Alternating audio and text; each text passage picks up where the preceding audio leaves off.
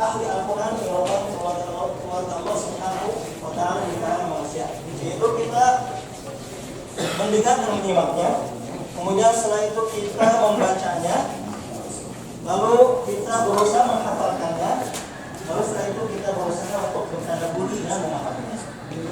Tidak hanya cukup 4 poin itu saja, mendengarkan, membaca, menghafalkan, lalu memahami, tapi kita juga harus mengimani dan membenarkan isi Al-Quran. Karena mungkin ada orang yang bisa membaca, bisa menghafal, bahkan bisa mentadabburi atau memahami isi Al-Quran, tapi tidak mengimaninya. Seperti orang-orang kafir atau sebagian orang-orang yang sesat. Ya. Lalu setelah itu kita berusaha untuk menggerakkan hati kita terhadap Al-Quran sehingga menimbulkan rasa takut, rasa cinta, rasa harap pada Allah Subhanahu wa Ta'ala. Lalu setelah itu kita mengamalkannya, ya. Karena percuma jika kita bisa baca, bisa mendengarkan, hafal atau bisa memahami, tapi kita tidak mengamalkannya. Lalu yang terakhir adalah kita berakhlak dengan akhlak Al-Quran. Karena akhlak Nabi SAW adalah Al-Quran. Sebagaimana dikatakan oleh Aisyah radhiyallahu anha, "Kana khuluquhul Quran." Akhlak Nabi SAW adalah Al-Quran. Jadi ada 8 poin ya Bapak Ibu sekalian. Apa tadi? Mendengarkan, membaca, menghafalkan, kemudian memahami, lalu mengimani atau membenarkan Al-Quran, lalu menggerakkan hati, lalu mengamalkan atau menjalankan isi Al-Quran. Setelah itu kita menjadikan akhlak Al-Quran sebagai akhlak kita. Dan ini adalah ruangan pameran sejarah Al-Quran. Allah Subhanahu wa taala menurunkan Al-Qur'an selama 23 tahun kepada Nabi sallallahu alaihi wasallam. Selama itu pula Allah Subhanahu wa taala menjaga Al-Qur'an melalui para sahabat. Jadi di antara sahabat ada yang menghafalkannya, ada pula yang menulisnya. Ya, ada tim penulis wahyu. Waktu itu ditulis dengan pelepah kurma, batuan dan sebagainya, ya media yang ada saat itu. Lalu dari media tadi dan hafalan para sahabat dikumpulkan pada masa Khalifah Abu Bakar menjadi satu mushaf. Nah, kemudian di masa Utsman bin Affan radhiyallahu anhu, Khalifah yang ketiga, dikumpulkan kembali mushaf tersebut menjadi satu mushaf yang disebut dengan mushaf Utsmani. Dan inilah kopian dari mushaf tersebut. Ya. Jadi ini adalah mushaf yang ditulis pada masa Khalifah Utsman bin Affan radhiyallahu anhu. Aslinya ada di Turki, di Istanbul. Ini adalah kopian. Dari mana kita tahu ini adalah mushaf Utsmani? Dari jenis huruf dan tulisannya. Jadi waktu itu ditulis hanya huruf saja. Hanya huruf saja, tanpa ada titiknya, tanpa ada harokat, tanpa ada tanda ayat. Nah, lalu setelah itu baru ditulis titik secara bertahap. Lalu kemudian harokat, wakaf, tanda ayat sampai seperti yang kita lihat pada hari ini. Jadi demikianlah Allah Subhanahu wa taala menjaga Al-Qur'an kepada kita sehingga tidak terjadi perubahan. Sebagaimana firman Allah Subhanahu wa taala, "Inna nahnu nazzalna dzikra wa inna lahu lahafizun." Sesungguhnya kami telah menurunkan az-dzikr atau Al-Qur'an dan kami pula yang akan menjaganya. Insyaallah di ruang selanjutnya kita akan melihat bagaimana Allah Subhanahu wa taala menjaga Al-Qur'an setelah masa sahabat. Baik, Pak saya. Waktu yang selesai Bapak Ibu ya. Ya, baik. Ini bapak-bapak teman dari maka bapak-bapak depan sebelah sini ya. Oh, baik. Dikasih space buat ibu ya. Buat ibu. Ya, geser ya, maaf. Ini belakang. Bapak sebelah sini. Ya, sebelah sini. Sini bapak ini Pak. Bapak. Kasihan ibu. Ini ibu kasihan Pak. Terus Pak, itu di belakang, itu di belakang. Ya, ini buat ibu-ibu kasihan ya. Sama-sama bagian. Ya. Silakan Pak, itu pasang di belakang. Maaf Pak, kasih sedikit buat ibu-ibu.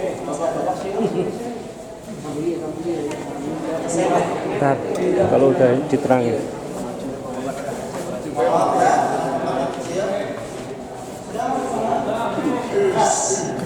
Sebagaimana bisa dilihat oleh Bapak Ibu, ya di depan Bapak Ibu sekalian, ini adalah mushaf kuno terbesar yang pernah ditulis oleh tangan manusia. Mungkin sekarang ada yang lebih besar, tapi menggunakan media yang lebih modern seperti komputer. Ini tulisan tangan ya Bapak Ibu sekalian. Ini usianya atau ditulis pada tahun sekitar 1240 Hijriah ya, atau 1825 Masehi. Ya, berarti sekitar 200 tahun kurang ya. Kemudian ukurannya 143 kali 80 cm. Selain itu beratnya ini sekitar 154 kg. 154 kg. Kemudian ukuran kertasnya sekitar 30 cm ya, atau lebih, itu ketebalannya ya. Nah, uniknya yang menulis ini bukan orang Arab Pak. Ya, bukan orang Arab, tapi orang Afghanistan. Orang Afghanistan bernama Ghulam Muhyiddin. Nama penulisnya adalah Ghulam Muhyiddin, asal dari Afghanistan, bukan orang Arab. Selain menulis ayatnya, sang penulis juga menghiasi Al-Qurannya seperti bisa dilihat ya, orangnya sangat indah. Kemudian selain itu juga menulis tafsir atau terjemahannya dalam bahasa Persia. Itu di yang tulisannya kecil ini warna merah. Ini adalah tafsir atau terjemah dalam bahasa Persia. Karena untuk apa? Agar orang-orang yang berbahasa Persia bisa memahami Al-Quran. Karena sebagaimana disampaikan tadi, ya, salah satu kewajiban kita terhadap Al-Quran adalah memahami dan mentadabburinya. Dan salah satu cara untuk memahami dan mentadabburi isi Al-Quran adalah dengan membaca terjemahnya. Karena Allah Subhanahu wa taala berfirman, "Kitabun anzalnahu ilaika mubarakun liyadabbaru ayatihi wa liyatadzakkara ulul albab." Al-Quran yang penuh berkah kami turunkan kepada engkau wahai Muhammad agar manusia mentadabburinya dan agar orang-orang yang punya akal bisa berpikir. Jadi demikian. Kemudian ada yang perlu digarisbawahi mengenai mushaf ini. sebagaimana tadi disampaikan, sang penulis adalah bukan orang Arab, orang Afghanistan. Ini tandanya bahwasanya Al-Quran bukan hanya untuk orang Arab, tapi untuk seluruh manusia, termasuk kita orang Indonesia yang bukan berbahasa Arab. Dan hal ini ditegaskan oleh Nabi SAW ketika Haji Wada, di mana beliau bersabda mengatakan tidak ada perbedaan antara orang Arab dan non-Arab. Tidak ada perbedaan antara orang yang berkulit putih ataupun berkulit hitam kecuali dengan ketakwaan kepada Allah Subhanahu wa taala. Karena itulah Allah Subhanahu wa taala mengaitkan ayat tentang haji dengan takwa. Allah berfirman, "La yanalallahu luhumuha wa la dima'uha, walakin yanaluhu taqwa minkum." Allah Subhanahu wa taala tidak menerima sembelihan kalian. Allah Subhanahu wa taala hanya menerima takwa dari kalian. Lalu menutup ayat tentang haji juga dengan ketakwaan.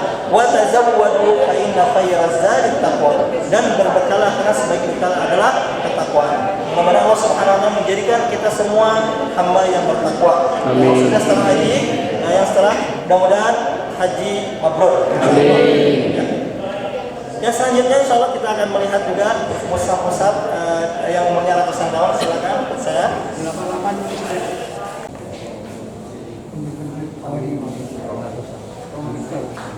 Ya, mari bapak-bapak. Sekarang lihat ya, di sini ada beberapa mushaf. Misalnya kita rasa silakan bisa dilihat umurnya ratusan tahun. Bahkan ada di antaranya ada yang ditulis dengan tinta emas. Kita bisa dilihat. Saya nggak lihat kayaknya Pak. Jangan saya basah. Ayo mari. Bawa udah masuk semua ya? Ibu-ibu sudah? Sambil menunggu orang selanjutnya ya.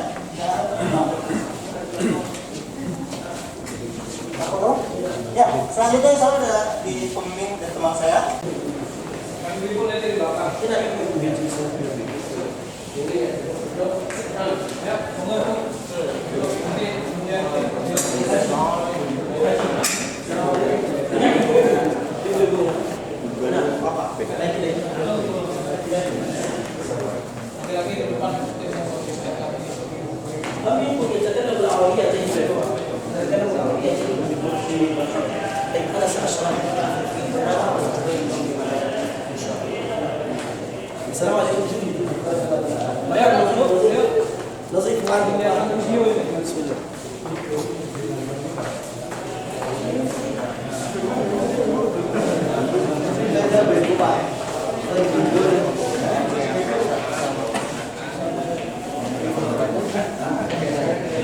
Yang bapak-bapak maju ya Pak, itu di belakang boleh ibu katanya. Di belakang boleh ibu katanya. Jadi ibu disiarkan ini video.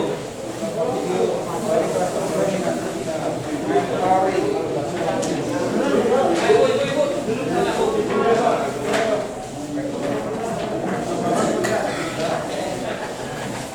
Ibu duduk di belakang. Ini ada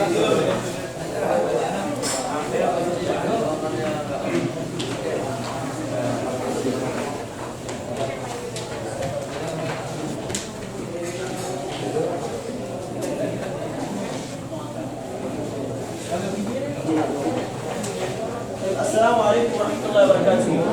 Assalamualaikum warahmatullahi wabarakatuh. Selamat datang di Museum Al-Quran Al-Karim. Ya, kembali.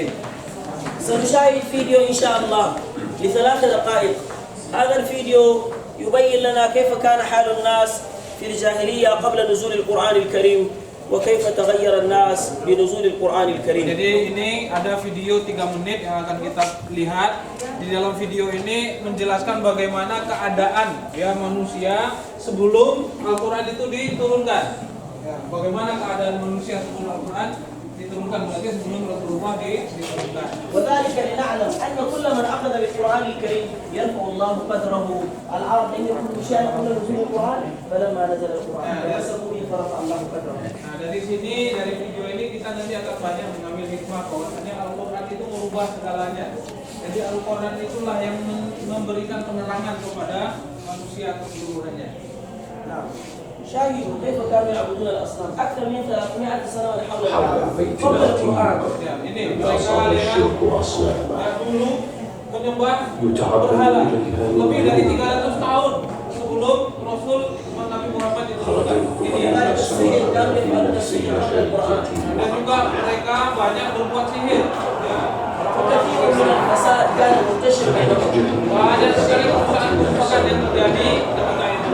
حتى أرادنا الله جميعا برحمته فأنزل بسم الله الرحمن الرحيم اقرأ باسم ربك الذي خلق فلما أنزل في هذا الغار غار حراء فتغير الأمر. Sehingga Allah menurunkan ya, wahyu pertama yang diberikan kepada Nabi Muhammad SAW di Gua Hira tadi itu. نعم. فمن هذه اللحظة بدأ الناس يتغيرون إلى الأحسن. Ketika wahyu ini turunlah, baru perubahan masyarakat umat itu berubah menjadi lebih baik. فعلموا قدر الله وعلموا الأصنام التي كانوا يعبدونها قبل نزول القرآن Kemudian الكريم. seluruh berhala yang ada di sekitar Ka'bah itu dihancurkan.